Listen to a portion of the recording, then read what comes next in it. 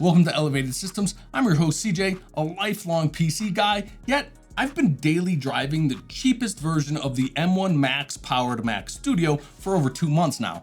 I've already summed up my final thoughts on the Mac Studio and outlined my top 3 pros and top 3 cons of the Mac. You can check out that video here. But the ultimate question I asked back when I started using the Mac Studio all those weeks ago was, will this $2,000 Mac replace this $6,000 PC workstation as my primary studio computer? And as you probably guessed from the intro to this video, the answer is yes. Like I've said in the past, since hobbling together my first 486 IBM clone back in 1990 to replace my Commodore 64, I've been a PC user. So what about this simple looking little machine is making me turn to the dark side? And more importantly, if you're a PC user thinking of switching to Mac, should you? Let's start with why I'm ditching my 32-core Threadripper workstation for this 10-core Mac Studio. And the bottom line up front is, it's simply the best tool for the job I do. You see, when I first built this workstation over 3 years ago, it was specifically for architectural visualization and 3D game asset creation. And now, even after all this time later, the combination of the Threadripper CPU and the dedicated 2080 Ti completely dominates the Mac in that workflow. I've demonstrated this in my previous videos, both in raw performance and software compatibility. A Windows-based PC with dedicated NVIDIA graphics is the best tool for that job. However, since building this, my job has changed. I started this YouTube channel, and 90% of what I do on a computer now is video editing, and hands down, this is the best dollar for dollar editing machine you can buy. Not a $5,000 i9 12900K or RTX 3090 Ti PC build, not a $4,000 M1 Ultra Max Studio, not even a $3,000 upgraded M1 Max Mac Studio. This $2,000 base model Mac Studio is the best price to performance video editing computer available. Now, I went into more detail on this in my conclusion video, and I also did a dedicated video on editing. In the end, it comes down to this. Each of the videos I've edited on the Mac Studio over the past 2 months, I've done faster and the quality has been better, ultimately resulting in more views, longer average view time, higher engagement, and increased revenue. Now, those of you who have followed me for a while know that while Elevated Systems has become a full-time job for me, I don't do it for a living. I live well within my means on my military pensions. All the revenue generated by the channel goes directly back into the channel and allows me to continue to bring y'all more independent, unbiased, and unsponsored content. And this allows me to do that better and more efficiently. It's that simple. This is the best tool for the job I do. If I was a surgeon, this is my scalpel. Now that brings up the question, if I can switch from a PC to a Mac Studio, should you? And the answer to that is probably not, unless you need a scalpel. If you do one of the very specific jobs that this machine excels at, video editing, photo editing, digital art, vector graphics or graphic design, music production, and so forth, then this could be a good option for you. But in my experience, having built literally hundreds of PCs for people over the years, most PC users aren't looking for a scalpel. They want a Swiss Army knife, a multi-tool that can do not just a few things perfectly, but can do everything well. A jack of all trades, if you will. So for a lot of PC users at the $2,000 price point, you can build or buy a computer that may not do some of the things I just mentioned as well as the Mac, but can do other things like 3D look dev and rendering, scientific or engineering simulation and modeling, or even gaming. You may have some specific or legacy software you just can't run on the Mac. For example, I have an older copy of Microsoft Office that I purchased years back. It still does everything I need to do, and I have no desire to enroll in yet another software subscription, but it's a Windows version and I can't swap it for a Mac version, so I can't use it on the Mac. I also have some older Photoshop and Lightroom plugins that I bought and are also now subscription based, so if I want to use them on the Mac, I need to convert to the subscription, which I have no intention of doing. Now, there is one argument that I'm going to squash, and that's the upgradability factor or the lack of it in regards to the Mac Studio. And I know for most regular viewers of this and other tech-focused channels, upgradability is a big deal and something you actually do, so this doesn't really apply to you, but understand you and I are in the minority. After being in the PC business for, well, decades now, I can tell you two things. First, the overwhelming majority of desktop PC users bought a pre-built PC, and most of those were name brands: Dell, HP, Lenovo, Acer, etc.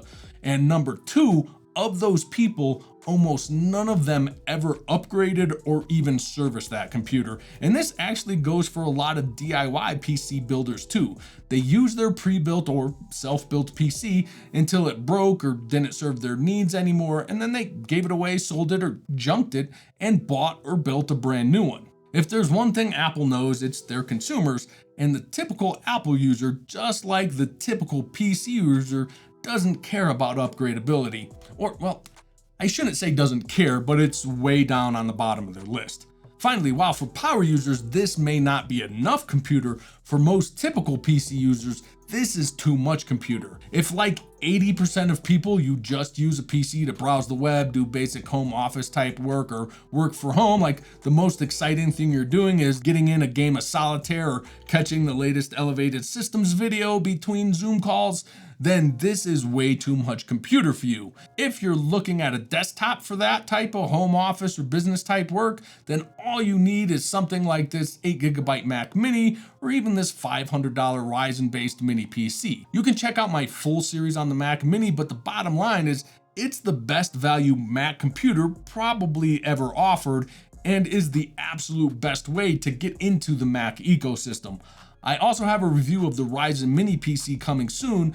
The use of the new multi-core mobile processors in mini PCs is starting to give Apple a run for its money in the mini form factor. So what gives? How can I lay out that argument yet still be giving up on my multi-tool of a PC?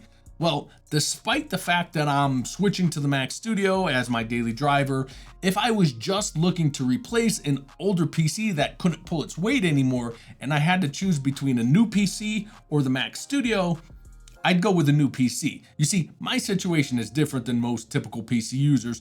I'm surrounded by PC hardware.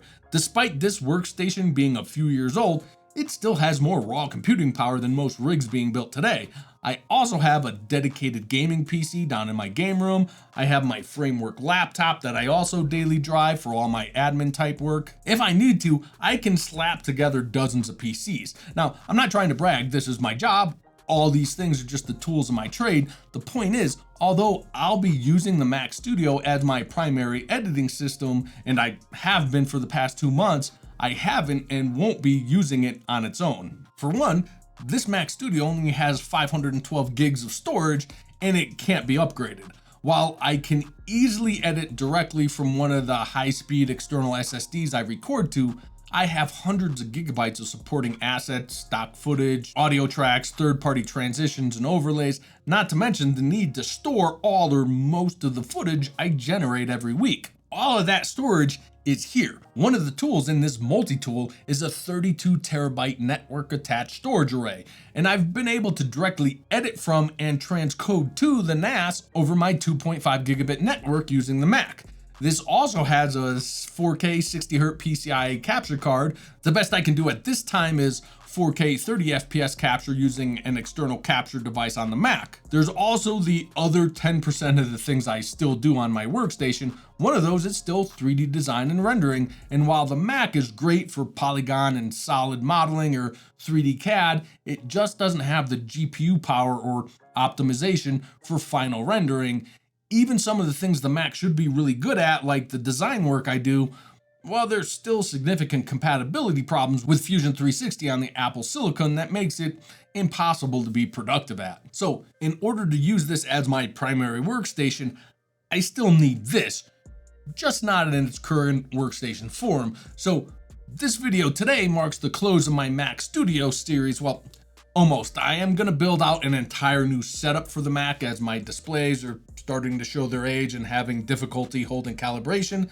But besides that, and probably a long-term follow-up review, I'll be beginning a new series rebuilding and transforming my Windows Threadripper workstation into a Threadripper Unraid server. Its primary job will of course be as my network attached storage server, and as I have 32 cores and 64 threads to work with, I'll be able to spin up virtual machines or containers to handle anything that Mac can't do or I don't want to move to the Mac. More examples, this workstation runs my Plex server. It's also my Steam library caching server. I can also set up render nodes on the server and distribute render jobs from the Mac to the server. And while my new setup here in the studio will include my Windows laptop alongside the Mac, I also created an image of the Windows Pro install on this so I can spin it back up in a VM if I need it. So while the Mac Studio is now my editing scalpel, this will become the toolbox that holds all the rest of my content creation tools.